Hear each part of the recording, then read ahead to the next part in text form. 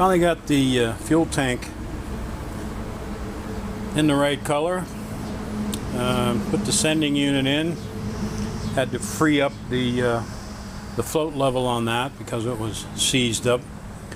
And a little bit of a chore getting those gas tank straps on there because the rubber pads that you buy to go between the bodywork and the fuel tank are of course a little thicker than the ones that came out of there, and that affects how the straps fit. So been kind of a project just getting those straps in place, but we've got both fenders mounted and the fuel tank mounted, working our way towards the front of the car. One of the things I noticed is that over here there's a bolt that goes from the fender into the fuel tank, and a rubber bushing that goes in there.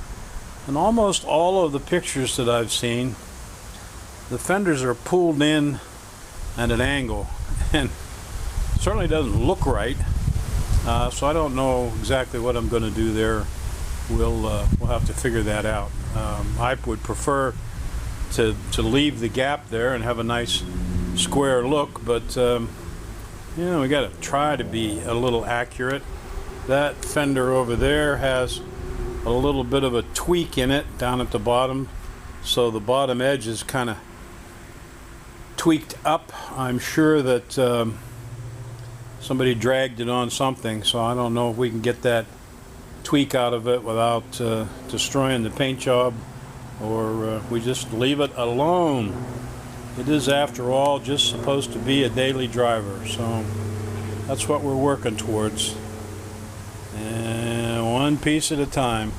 I know we don't have the chrome edges on the sides that go on the fuel tank, and rather than send those things out to be plated and then paint the centers, we just painted the things all the same color, and we'll have to go with that. This is one of those jobs that's particularly annoying. When you get down to the point where you're doing these little jobs, it just seems like a 5-minute job takes forever. But this is the door check, and it's a two-piece affair. One piece goes back through the door post here, and then there's a pin here with a little clevis, if you want to call it that, just a fork there, and then this part runs through the door and catches here, and when you open the door, it stops the door from opening too far.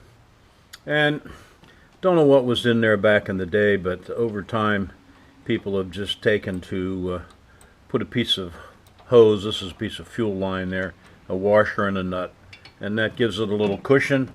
The hose is a little springy, and there you go. And the problem with this deal is, normally if you took it off and put it back on, it wouldn't be that big a deal, but when you end up with a project in a pile of parts and pieces, you don't know if this one was from this side or this from the other side. And the other one I have is mangled a little differently. So, you know, here you have the part that goes through the door post, and then this part goes through the door, and you can see that it's got a bend in it there, and then it's got a curve in it. Some of them I've seen are straight through here, some are curved. Don't know why this bend is there, but at the end of the day, what you got to do is fit it so that it works. And the thing is, when you close the door, this part that sticks out right here has to go inside the door. So when the door closes, there's a hole here, and it's got to be lined up in such a fashion that it goes inside this hole in the door. And the other thing that's got to happen is, because this rod is curved, it's got to move freely in that door. And what's happening with this particular setup now, as you get to the curve, when you go to close the door, the rod is dragging on the metal framework here. So I've got it all in there. I've got to take it all back out and take a die grinder with a burr and just slot that hole a little bit in there so that that rod can move freely in there and not bind up. I mean, right now it's doing fine, but when you go to close the door, it's just coming around and the rod is hitting right there, so it just makes life a little annoying. So that's just one of those things that you got to do. It just takes time. Put it together, take it apart, put it together, get it to work, and then move on to the next aggravating little job. We finally got our door hinges tightened up and our door check functioning properly, and we put the interior panel back on, and we've got our latch, our catch mounted inside on the pillar, and we put the rubber bumpers here and here that belong in there. And when it's all said and done, we can latch our door almost. There you go. So it looks like what we're going to have to do, because that's really tight, is we're going to have to put a shim between the mechanism here and the door panel, and they make shims for that.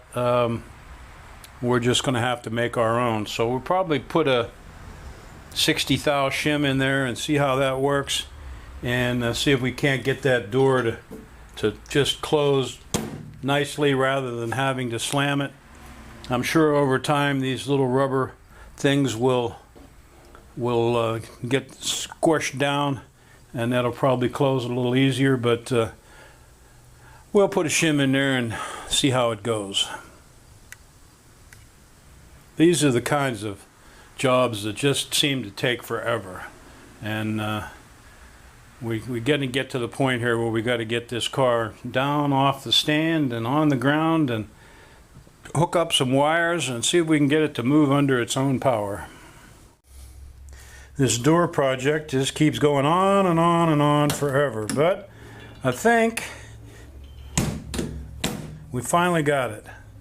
You know, not too bad, nice and snug, and latch is shut, and I think that's going to be acceptable. I hope.